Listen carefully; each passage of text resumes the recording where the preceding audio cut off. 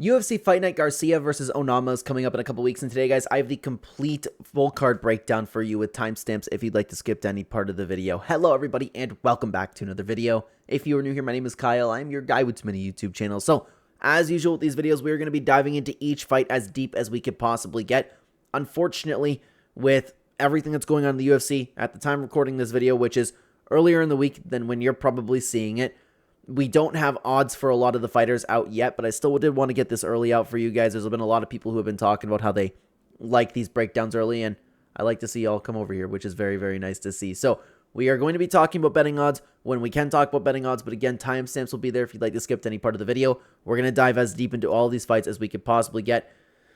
And as a ridiculous hardcore fan, guys, I'm not exactly loving this card. There's a few fights on here that I'm not exactly excited to talk about, I will say, but we're going to get into it, okay? Thank you so much for being here. Let's get started with the early prelim opener. And for the first fight over here, we have Donte Lockjaw Johnson taking on everybody's favorite Sedriuques Dumas. This is going to be an interesting fight to talk about because there's been a lot of times where we've broken down Sedriuques Dumas a little bit more recently, okay? We'll start with Donte Johnson, okay? Donte Johnson is a powerful fighter who looks to just come in there and straight up finish all of his opponents. He's surprisingly speedy for his body type, and like don't get me wrong, like not some like world-class speed or anything. You wouldn't expect him to be as fast as he is in the cage. He carries some good power, he has good shots, and the shots themselves could use some work. Like he just throws shots with the intent to knock people out instead of, sitting down and keeping things pretty technical. But hey, so far, so good. It worked out for him so far. He's 6-0 in MMA, and I hate to say it, but he actually might be taking up a step up in competition over here. Unfortunately, prior to the UFC, he beat a bunch of nobodies. He showed up on the Contender Series and got a nice TKO, and here he is, back again, taking on the Reaper Sedriuques Dumas.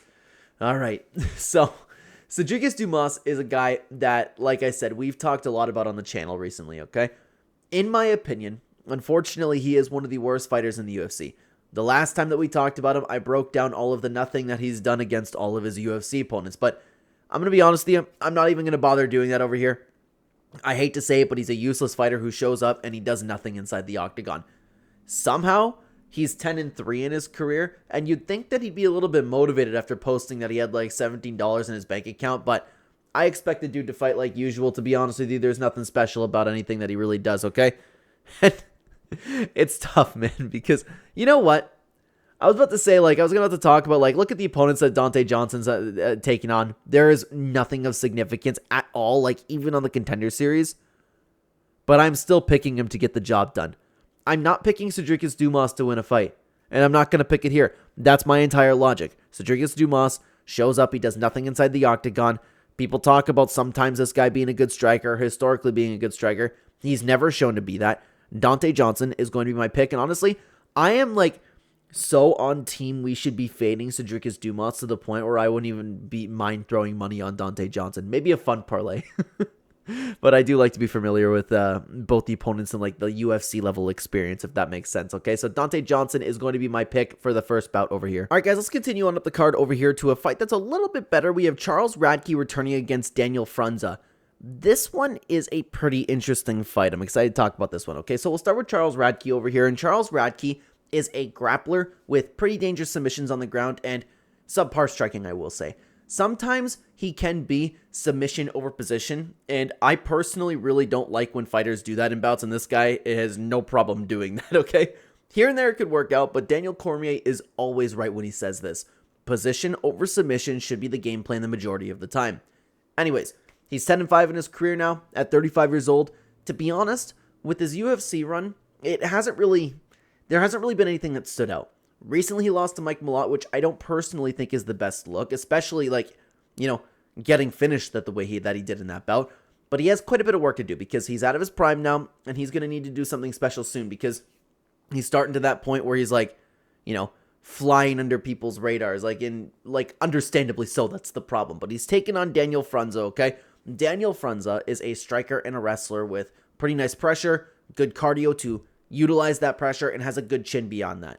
He likes to utilize movement with heavy hands and takedowns if he needs to have that option. He can overcome adversity, and he can be dragged into wars, but he does have good heart in those wars. Now, I've been also watching this guy for a while before his entry into the UFC, and he's always been a pretty fun fighter, guys. He unfortunately just suffered his first recent loss, and that was to Reese McKee, where they just went to war. They were blasting each other over and over for a round, but the fight ended up getting called because of Daniel Frunza's split lip. So he still was looking good there. The only issue that I have is that while I've never been all that impressed with Charles, I do believe that Charles Radtke is a step up in competition that Daniel Frunza is taking on right now.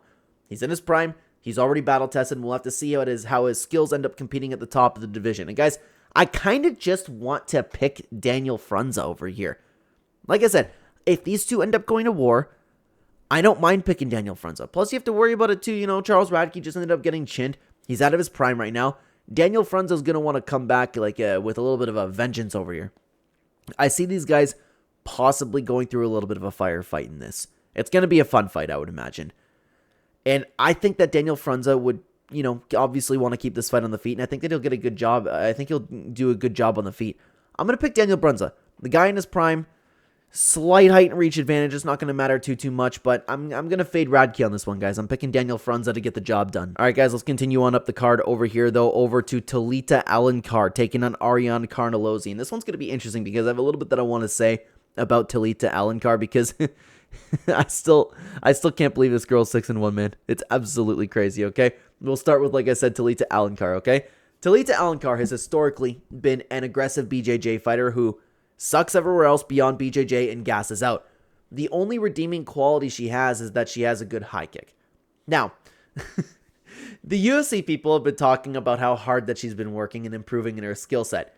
She did, and she also hopped on steroids big time. She's strong and controlling all of a sudden, so I don't know what to think about Talita Alencar anymore. She's also 35. Historically, she's been awful. She came into her last performance against Vanessa Demopoulos where she came in, she looked roided out, significantly stronger. She took Vanessa down and pounded her the entire fight. So because of that, I'm actually not going to be so quick to count her out. Maybe she'll show up the same way. But the problem is, man, that 35 result, she's never looked better. And historically, she was arguably one of the worst fighters in the UFC. It was like a light switch change, unless Vanessa's that bad. Let's talk about Ariane Carnelossi. She's easy to break down. She's strong. She's an aggressive fighter who looks to drag opponents into a brawl. She has been a very inactive fighter. She's fought some decent competition. She's won some. She's lost some. It's just, there's a few fighters on this card, guys, and Ariane's one of them over here where there isn't exactly too much to break down. Nothing with a ton of substance. And guys, historically, I would have sat down and I would have confidently said Ariane Carnelossi is definitely going to win this fight to the point where I'd be comfortable putting money against Talita Alencar. She's got to have hopped on PEDs. She has to have. I wholeheartedly believe that. And now I'm second guessing myself and I don't know what to think. She's five, but I was about to say she's tiny for the division, but Carnelossi's also 5'2". It's a toughie, man. This is definitely a fight that you probably shouldn't be betting on. But I'm gonna go with the Sedriuques Dumas logic over here, guys, and I'm gonna fade the person I like to fade, and I like to fade Talita Alencar. So I'm picking Ariane Carnelossi to get the job done, even though Talita Alencar might show up like she did in her previous performance. I'm picking Ariane to get the job done. Man, guys, this actually might end up being a very, very quick breakdown video because we have another fight over here in Kevin Christian versus Billy Elekana where there isn't exactly a ton to break down about both fighters. It's been a little while since we've had a card like this. And don't get me wrong, I'm still excited to sit down and watch some MMA, watch some violence, but there's not too much substance. There's a lot of fighters over here where it's yeah, here's their style. There's nothing that they really did in their career to really stand out and talk about. You know what I mean? It's one of those cards. So hopefully the video is still enjoyable. But let's start by breaking down Kevin Christian over here, okay? Kevin Christian, is a tall guy with good BJJ and fairly well-rounded in general. He's kind of strange sometimes because he moves like he's in an idle animation in a video game. He looks like someone is using an avatar inside that octagon, but he's not into an MMA. He's on a good win streak, but unfortunately against lackluster opponents. He bursted onto the LFA scene with a sloppy war against Miguel Porto, then found a nice, really, good tight triangle on Dana White's Contender Series, earning his spot into the UFC over here. Guys, did I mention he's in his prime? The guy's in his prime. He's looking good. Looking to get another win. But let's talk about Billy Elekana. Billy Elekana is a patient, lengthy, and powerful striker who typically fights pretty slowly. He has good takedown defense to keep things on the feet, but the game plan is also pretty simple for him in general. He is bouncing back off of, after losing his UFC debut to Bogdan Guskov, he is bouncing back after a win, I will say, against Ibo Aslan, where absolutely nothing happened over here. So he's another fighter over here that, like, probably has a little bit more to prove inside the octagon. And this is one of those fights, guys, where I really don't know who to pick over here, man. I have no idea. I haven't seen enough from either of their careers. Like, obviously, like, I've watched them fight, but there's nothing of substance. Like, Billy Elekana, like I said, he even took on Ibo Aslan, but in that fight, nothing happened. Absolutely nothing happened. There's nothing I can gauge where it's like, okay, you know what? Ibo's a little bit of a contender. This is a toss-up fight. I'm picking Kevin Christian to get the job done. He was probably maybe a little bit more impressive, a little bit of a reach advantage. Both guys are in their prime too. Kevin's going to be the taller guy. I'm going to pick him to win, but I think this is more of a 50-50 fight. All right, guys, let's continue on up the card over here to Timmy Cuamba taking on Chang Ho Lee. Now we are going to be getting into a couple, well, not yet, because we said we got a couple stinkers to get through, but this is a fight that I am looking forward to, man. I'm excited for this one, okay? Let's talk about Timmy Cuamba, and Timmy Cuamba is an aggressive striker with good power. He has nice movement. He has decent takedown and ground defense, although unfortunately that's not nearly perfect. He just broke his 2-fight skid against Roberto Romero, where he found a very nice finish in that fight.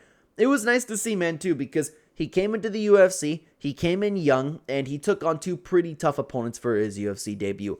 He lost both of his UFC debuting fights to Balaji Oki and Lucas Almeida, so it was nice to see him come back, and it was nice to see him get a win. It's just exciting. I find myself cheering for a guy like that, you know? Not everybody gets to fight those kinds of opponents. But anyways, let's talk about Chang Ho Lee, and he is a grappler, but also well-rounded behind that grappling. He also has sneaky good kicks. Great in the clinch, he spams powerful knees, has amazing cardio, amazing heart. His main game plan is to get takedowns and work from there. Now, if you guys happen to be following Chang Ho Lee, he does want to be known as the Korean Khabib, and he's been doing a decent job doing so. Prior to his entry to the UFC, there's nothing to note, but he came in winning against Long Jiao in a close, but it was also a fantastic fight.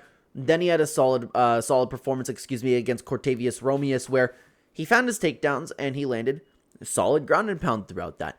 He's still green in the UFC, but the potential for Chang Ho Lee is there, man. He's also in his prime, and I'd like to see him get it done. He's an exciting guy, wants to be known, like I said, as the Korean Khabib. How could you not cheer for a guy like that?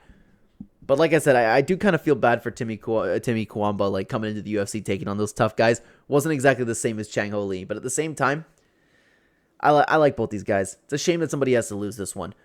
I'm going to pick Chang Ho Lee to get the job done over here. Unfortunately for Timmy Cuamba, he's just flat out been more impressive. That's really all I have to say about it. He's in his prime. He's been looking good.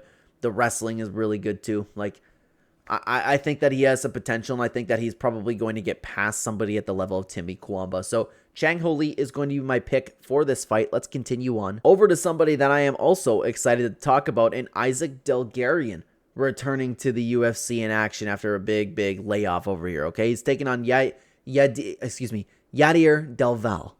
That's a little bit of a mouthful to say, okay? Let's break these two down, okay? We'll start with Issac Dulgarian. And Issac Dulgarian, guys, he is a high-level wrestler who is nice and light on his feet in the octagon, but he does want to get his opponents to the ground. On the ground, he's fantastic. He has amazing transitions, always coming out on top. He is capable at fighting at a really high pace, but it's important to note he can also potentially fade in those types of, like, high-paced fights, okay? Now, Issac himself, guys, he's been a contender that a lot of people have been paying attention to. He's one of those guys that people are already talking about being a champion and things like that down the road. They're talking about a lot of his potential. Realistically, it's way too early to be talking about those things, but his skill set has shown to be far better than the entry level into the UFC, okay? But the talk of Issac, to be honest with you, it died down completely because he's been gone for over a year. I would imagine that Issac Dulgarian has been injured, but I have no idea why he's been away, to be honest. He's in his prime. I would like to see some more activity from him. But anyways, he's 7-1 now in MMA with his only loss coming to Christian Rodriguez, which, as much as I like Christian, guys, that was a complete robbery of a decision. He won that fight 100%. After that, he bounced back and dominated Brandon Moreau, where he came out of the gate with like some Khamzat Chimaev energy coming at him, okay? If I was judging, I would have actually given him a 10-7 run in that bout. That's how good he looked, okay?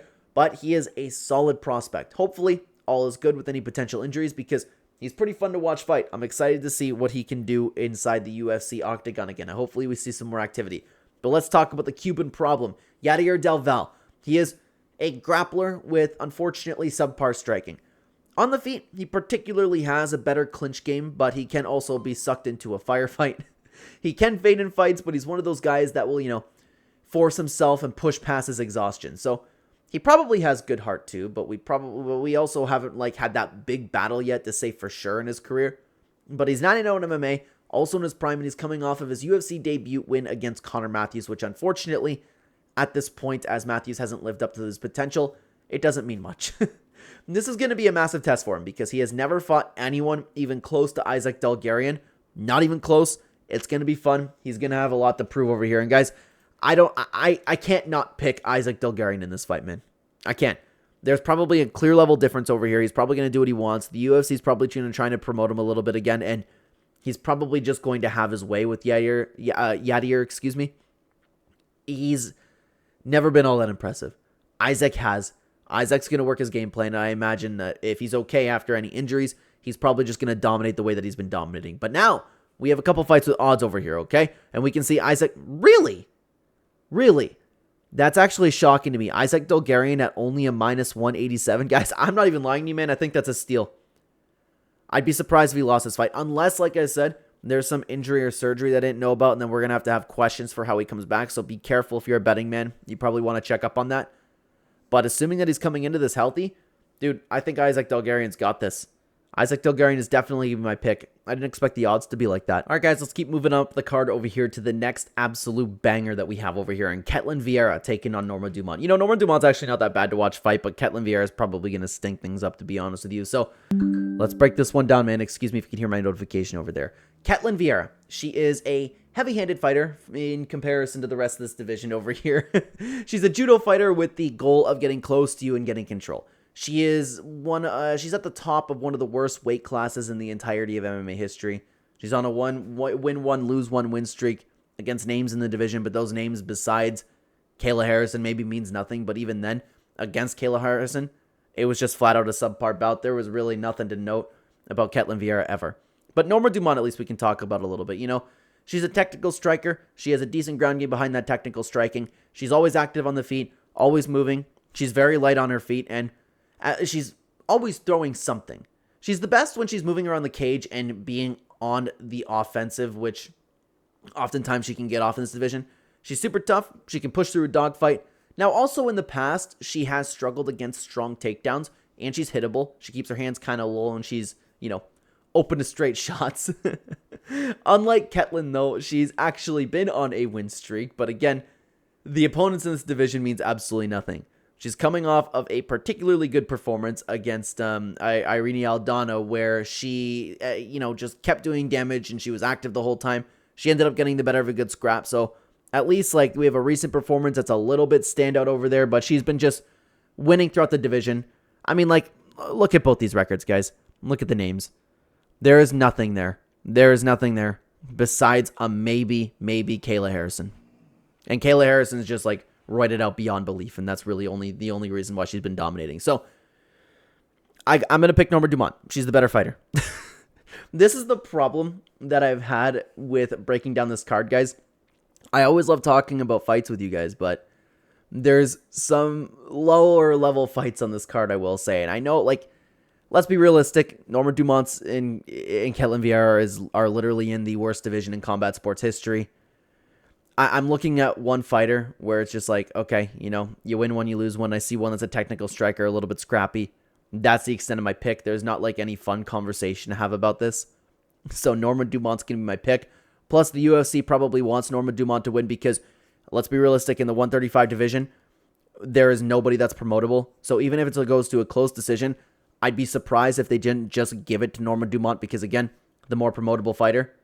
But then that kind of goes against my logic in the sense where, oftentimes when you have the more promotable fighter, they end up losing. But Norma Dumont could probably get away with that because, again, she's in the worst division in combat sports history. Norma Dumont's going to be my pick. and she's going to have favoritism by the UFC, I'm guessing, okay? Let's continue on. Now, guys, on this channel, I have been talking, of course, a lot about betting. If you guys are interested in either seeing exactly what I'm doing with my money, if you'd like to combine my fight knowledge with your own research, either that or just support the channel, then check out the channel membership in the pinned comment description down below or right next to the subscribe button. Every single Friday or Saturday morning, depending on whether or not I'm going to be betting on Friday fights, because I primarily am a UFC bettor, I'll be posting a community members post along with a members only video explaining exactly what I'm doing with my money, why I'm making these picks, why I'm putting money into these picks. So again, if you're an MMA fan, if you'd either like to support the channel or see what I'm doing with my money or combine my fight knowledge with your own research, then check out that channel membership. Additionally, a tool that we've been using on the channel, OddsJam, is a partner of the channel. If you would like to sign up to OddsJam, pinned comment description down below, using code Clenbat, using that link. It's fantastic if you're a sports bettor with multiple sportsbook. Thank you very much for listening, guys. Let's continue on over to the main card. To another incredible fight over here, and we have Montserrat Conejo Ruiz taking on Alice Ardeline. Let's get through this one. let's get through this one over here, okay? Montserrat Ruiz is, you know, your WMMA fighter, Sedriuques Dumas. She can't fight no matter where she is in the octagon. She just isn't nearly UFC level. And I don't mean to be disrespectful, guys, here, but that's all I can say about her. She's 10-4. She's lost every fight since coming to the UFC and hasn't ever done anything inside the octagon that made me go like, hey, okay, you know, we might have a fighter on our hands over here. Sedriuques Dumas is a perfect way to describe it, okay? But we could also talk about Alice Ardeline. Alice Ardeline, she's a sloppy striker, but, you know, a fairly well-rounded fighter, I will say. She's okay in the clinch. She likes to grab you and just take you down. She'll lunge at you from anywhere in the octagon, but she does also lack technique in a lot of things that she does. She kind of fights like I usually describe her as a bar girl.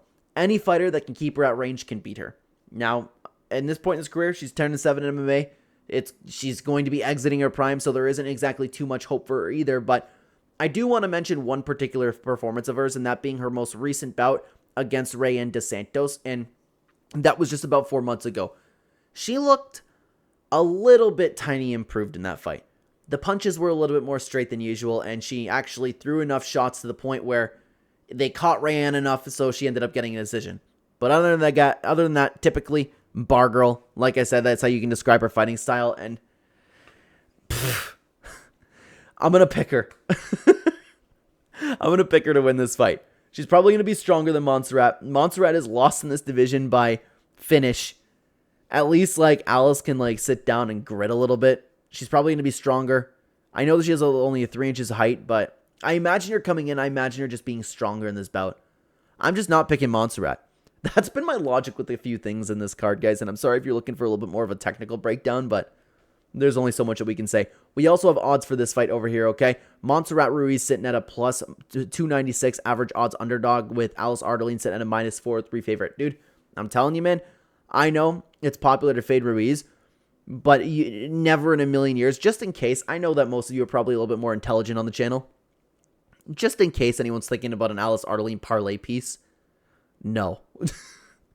Stay away from this, okay?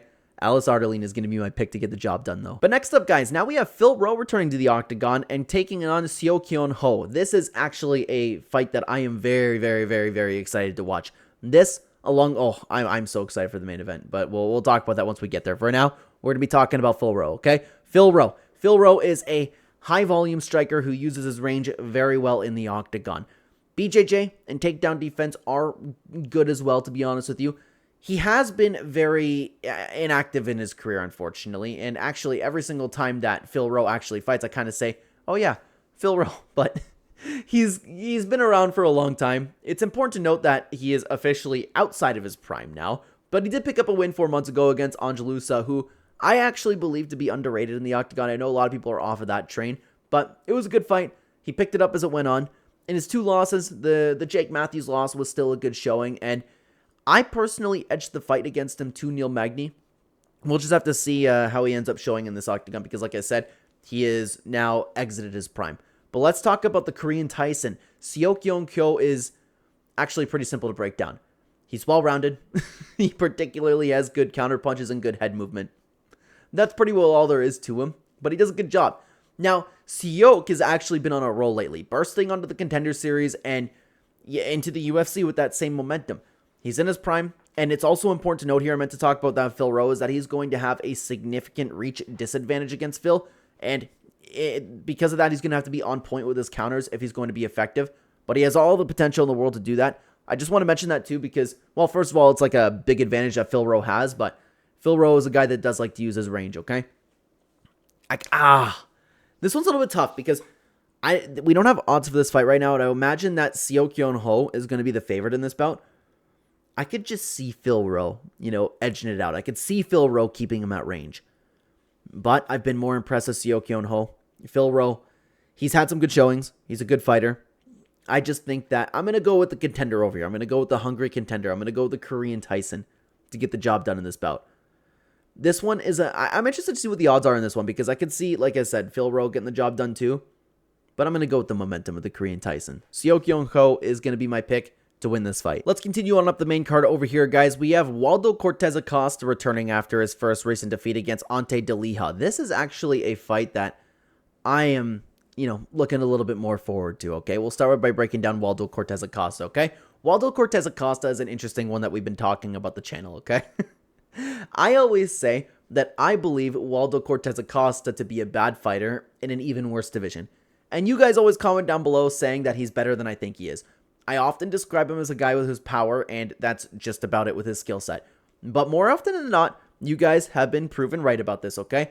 I called his Robelis Despine fight wrong, his Ryan Spann fight completely wrong, and even the Sergey Spivak fight wrong, okay?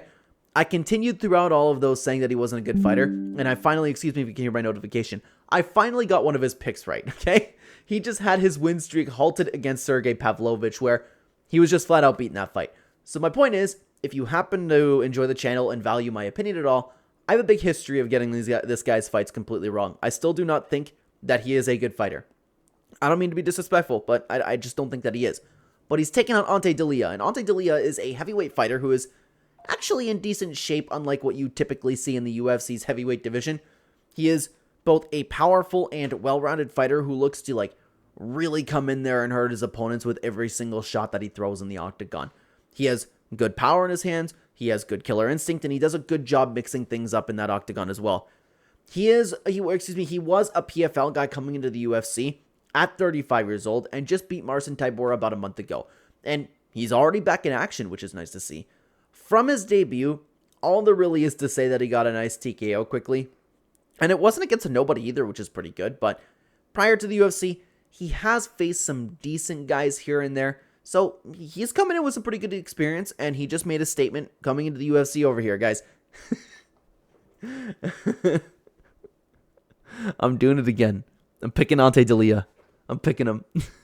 Okay, what have I done with this logic this time around, okay? I picked against Sedriuques Dumas because he's Sedriuques Dumas. I picked against Talita Alencar because it's Talita Alencar. I picked against Montserrat Ruiz because it's Montserrat Ruiz. And I'm picking against Waldo Cortes-Acosta because it's Waldo Cortes-Acosta. Man, if there's any new people watching this channel, you would think that I'm not that great at breaking down fights based on this video. But it's the card. It's the card this time around. I don't think that Waldo Cortes-Acosta is a good fighter. I just don't. He comes in, he has power, he's low volume. Ante Delija at least can work some things. A little bit well-rounded. He's in pretty decent shape. But Waldo Cortes-Acosta is I should have mentioned that he's in decent shape for heavyweight too. Definitely could be better.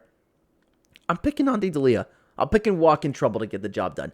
But we do have odds for this fight. Let's see what we have over here, okay? Ante Delija is sitting at a slight underdog at the average odds of plus 114, with Waldo Cortes-Acosta setting the average odds of minus 144. So again, I always want to be transparent with you guys on this channel. If you happen to value my opinion, I have a really bad history of calling Waldo Cortes-Acosta's fights incorrectly. But let's continue on up the card over here, guys. This is actually the second, wrong roll BS scene over there. This is actually my second most anticipated fight on the card, I will say. Alan Nascimento taking on Rafael Estevam. This is a sneaky good fight. I'm particularly excited for the main event, but this is going to be a good fight too, okay? Let's talk about Alan Nascimento. And Alan Nascimento is a high-level grappler with a variety of different and pretty nice takedowns in there. He has great transitions when he does get his opponents on the ground. All he wants to do is actively get his opponent to the ground. Any striking he does in the cage is just to set up any sort of takedown situation. He has also low-key been on a good win streak as of recently. He barely got by Jeff El Filho, which he did, and beating Carlos Hernandez, who I believe to be underrated talent. And before that, beating Jake Hadley, which is, it's an okay win. But his only recent loss, which was 3 years ago, when, he hasn't been the most active guy.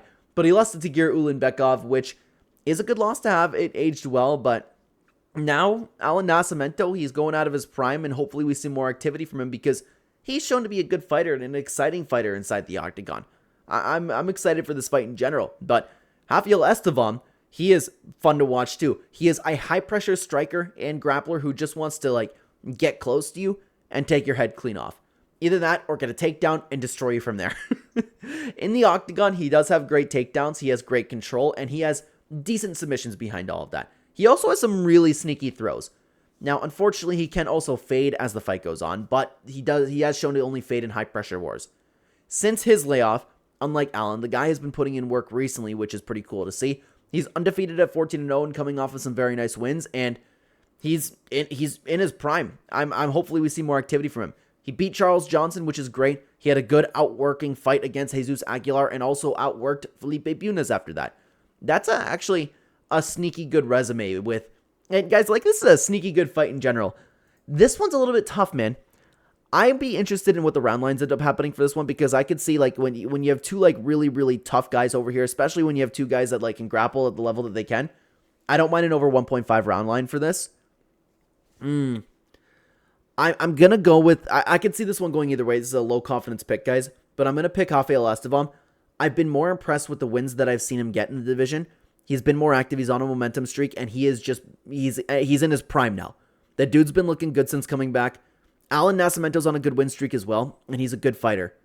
This fight can definitely go either way, but I think Estevam has a little bit more going for him. He's got that... I see finishing potential from him, although I don't think they're going to finish each other. I just think the skills are going to be a little bit better. So Rafael Estevam is going to be my pick, and I am excited to watch this fight, guys. Now, before we talk about the co-main event, guys, let me stop you one more time. As you might know, I am your guy with many YouTube channels. We upload daily commentaries on multiple channels, and it's been wonderful to see some bleed over from this channel. I've been seeing some of you guys over in other comment sections, which has been very cool to see. So if you happen to like me, if you happen to like my commentary, we upload again daily on complete different niches in YouTube. You can check out the link tree at the top of the description or the direct links within the description down below. Thank you very much for listening, guys. Let's talk about the co-main event on this card. And for the co-main event, guys, we have Jeremiah Wells taking on Themba Gorimbo. This is a pretty good fight. And this one, I'm excited to watch this one, but this one also has the potential to be a low-volume stinker. But let's break these fighters down, okay? Let's start with Jeremiah Wells, okay? Jeremiah Wells, he is a well-rounded fighter who does a good job adapting wherever the fight goes inside that octagon. If he's able to find himself dictating one of the paces in his fights, that's where he shines in mixing things up. Now, he's also shockingly 39 years old, and I always forget how old he actually is, and his only recent bad performance was against Max Griffin, where it was slow and nothing happened in that bout. So that might have actually been the bout where his age actually started to show, and he could look like that again moving forward. I'm honestly not sure. I'll need to see how he does in this fight before I start saying, Father Time's caught up to him. Before that, he beat the crap out of Harris until he ended up getting caught in an anaconda, and he was on a win streak before that. But then again, we're also talking about years ago. So he's a tough one to say. He's a tough one to say where exactly he's at this point in his career. I could see it going in a couple directions. But let's talk about Themba Gorimbo.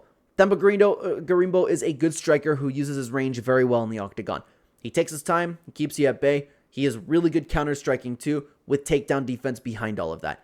Now, Themba he shockingly hasn't lived up to the hype that the UFC was kind of giving him a little while ago. He's been winning, but he rarely looks impressive in his bouts. He's been looking good against some, low-quality opponents, but then you have guys like Nico Price where you really should be, really beating him up in that octagon. Most recently, he unfortunately lost to a washed version of Vicente Luque, which surprised everybody. But he's going to have to actually, really put it together soon, man, because Themba Gorimbo, he is exiting his prime, and he hasn't really had that, stamp in the UFC yet to make him, have a bunch of people put Themba Gorimbo on their radars. So, what's stopping me here is losing to the version of Vicente Luque that he lost to. but I still think he's gonna beat Jeremiah Wells. He's gonna be younger than Jeremiah Wells. He still seems to be a hungry guy. Like, I see some stuff about Themba Gorimbo over here. He's been getting by and he's been winning aside from his last performance. So I could see that being another case of that. On top of that, Jeremiah didn't look good in his last fight. I wonder if that's a case of Father Time catching up to him.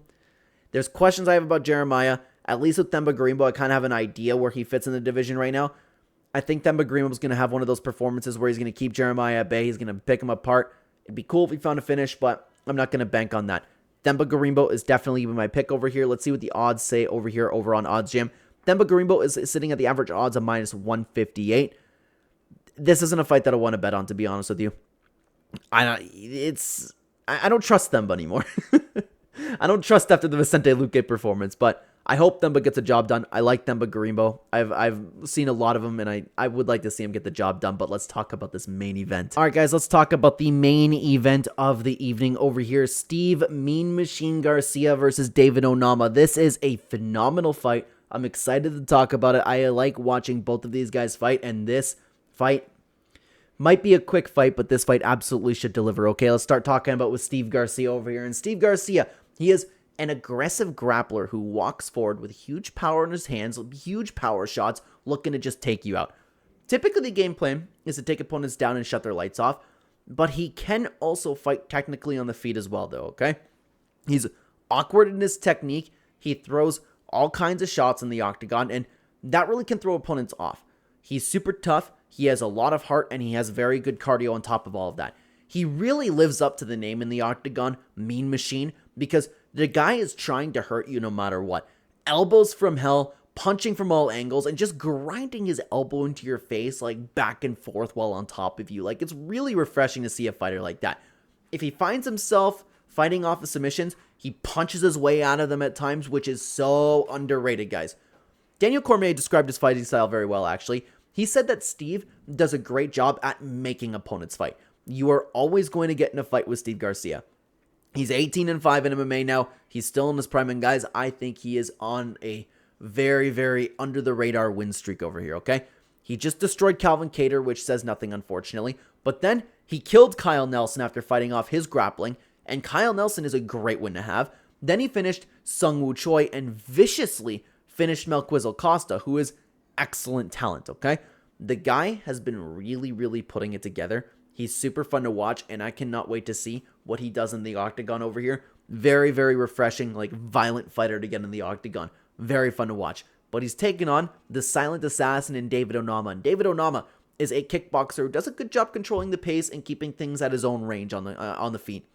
He can be low volume at times in the octagon, but he is a very good striker in general. He wants to keep things on the feet. He has pretty decent takedown defense as well. If he is taken down, he does a great job never accepting any sort of position like that opponents want to get on him. And he keeps that same energy on the feet as well. He has beyond incredible heart and really good cardio and can deal with the toughest of the tough bouts, like, that a fighter can handle. The guy has all the heart, okay? He's also been on a very nice 4-fight win streak. He's also in his prime, and he is a very underrated fighter. I actually feel like that both these guys have been putting in work recently and aren't appreciated enough by the fans. Like, this fight should be a banger for as long as it lasts, guys. And, I always say he's an underrated fighter. And typically, like, against most opponents, I would say, you know what? David Onama, he's great. He has all the potential. He's a very, very, very, very under-the-radar guy, as I described, okay? He has good power, heart, everything. He can keep things on the feet. But I have to ride with the momentum of Steve Garcia over here. I think that he's just going to walk forward and he's going to take David Onama down. And while David Onama, like I said, he's very good at not accepting any bad position. But I think Steve Garcia is just going to consistently over and over again force himself into those bad positions. He's going to impose his will. I do see a world where David Onama catches Steve Garcia with a really nice straight shot coming in. But Garcia's awkward on the feet, man. He's relentless. He's mean. He's violent. The Mean Machine is a great nickname, dude. He really lives up to it. I don't think anyone, until we start getting within the rankings, is going to stop Steve Garcia. I'm going to pick him to win. I think he's going to find the takedowns, and I think that he's going to find a finish. David Onama is a great fighter. I see a world where he wins, but Steve Garcia, I am confident in saying that he gets the job done. Okay, let's see what the odds say over here. And odds has him about to pick him, okay? Steve Garcia is sitting at a minus 116 favorite, guys. that's something that I would consider targeting myself. I don't know about you guys. I don't know if just call me crazy if I'm crazy, but I like Steve Garcia a lot in this matchup. But it's another one of those fights where it's a shame that somebody has to lose. Both guys have been putting in work against really, really tough opponents. If you guys want to keep watching MMA content, then why don't you check out this video where we reacted to some MMA TikToks? I would love to have you over there. Thanks for watching, guys. Take care, everybody.